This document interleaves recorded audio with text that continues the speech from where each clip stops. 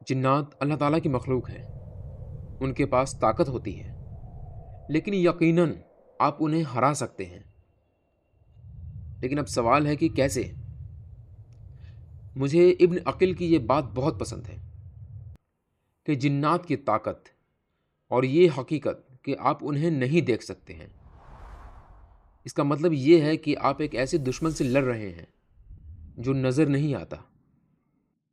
اس لیے آپ کو ایک ایسی طاقت کی مدد لینی ہوگی جو خود نظر نہیں آتی، اور یہ ہے اللہ سبحانہ و تعالیٰ کی طاقت۔ میں آپ کو ایک دلچسپ واقعہ سناتا ہوں جو اس مطلب کو واضح کر دے گی۔ امام الحسن البصری رحمہ اللہ فرماتے ہیں کہ ایک بستی میں اچانک لوگوں نے ایک درخت کو پوجنا شروع کر دیا، یہ سوچتے ہوئے کہ اس درخت میں کوئی طاقت ہے۔ وہ وہاں جا کر سجدہ کرنے لگے اور دعائیں مانگنے لگے۔ اس بستی میں ایک نیک عابد رہتا تھا۔ ظاہر ہے جب آپ دیکھتے ہیں کہ لوگ برائی کر رہے ہیں تو اسلام کا اصول ہے کہ نیکی کا حکم دو اور برائی سے روکو۔ اس نے سوچا کہ اسے روکنے کا بہترین طریقہ بنا ہنگامے کے یہ ہے کہ میں رات کو جاؤں جب سب سو رہے ہوں اور میں اس درخت کو کاٹ دوں تاکہ میں ثابت کر سکوں کہ یہ درخت اپنی حفاظت خود نہیں کر سکتا، اور قصہ ختم کروں۔ تو رات ہوئی اور وہ اپنی کلہاڑی لے کر درخت کو کاٹنے چلا۔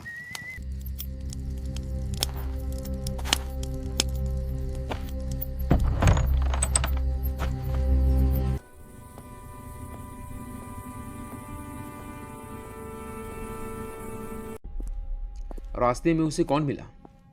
شیطان۔ ہم جانتے ہیں کہ جنات انسانی شکل لے سکتے ہیں، اور کبھی سانپ اور کبھی کتے کی شکل بھی لے سکتے ہیں۔ شیطان نے اس سے پوچھا، کہاں جا رہے ہو؟ سنو، مجھے وہ درخت کاٹنا ہے کیونکہ لوگ اس کی پوجا کر رہے ہیں۔ نہیں، تم یہ نہیں کرو گے۔ میں یہ کروں گا، کوئی شک نہیں۔ ان میں بحث ہوئی اور بات ہاتھا پائی تک پہنچ گئی۔ اس آدمی نے شیطان کو بری طرح سے پیٹا اور ہرا دیا۔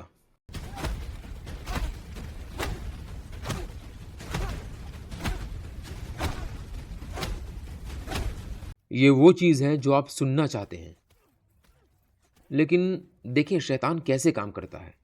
جب وہ ہار جاتا ہے تو وہ ہار نہیں مانتا، وہ لالچ کا استعمال کرتا ہے۔ شیطان نے کہا، سنو میرے بھائی، کیوں کرتے ہو یہ؟ وہ لوگ پہلے ہی گمراہ ہیں، شرک کر چکے ہیں۔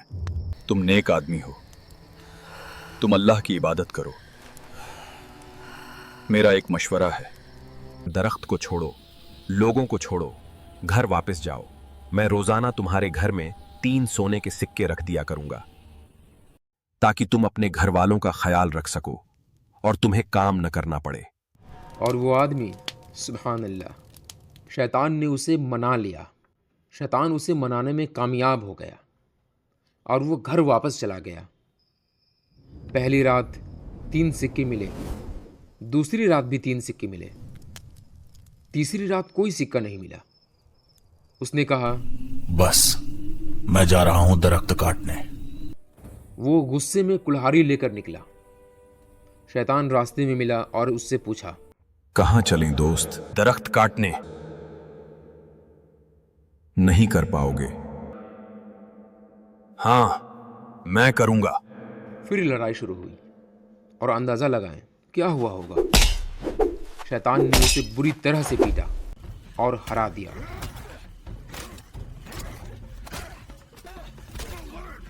وہ آدمی سوچنے لگا، ایسا کیسے ہوا؟ پہلی بار میں نے تمہیں ہرایا تھا، اور اب تم نے مجھے ہرا دیا۔ میں بتاتا ہوں، پہلی بار تم اللہ کے لیے لڑ رہے تھے، میں تمہارے قریب نہیں آ سکا اور ہار گیا، لیکن دوسری بار تم سونے کے سکوں کے لیے لڑ رہے تھے، اس لیے میں نے تمہیں ہرا دیا اور پیٹ دیا۔ یہ میسج ہے۔ ہاں، جنات کے پاس طاقت ہے، لیکن اللہ عز و جل کی طاقت کے سامنے وہ کچھ بھی نہیں ہے۔ یہ امتحان ہے. ہمیں خود کو اللہ سے جوڑنا ہے تاکہ ہم شیطان اور اس کے لشکر کو ہرا سکیں. نیت کا اخلاص ایک مضبوط ڈھال کی طرح ہوتا ہے.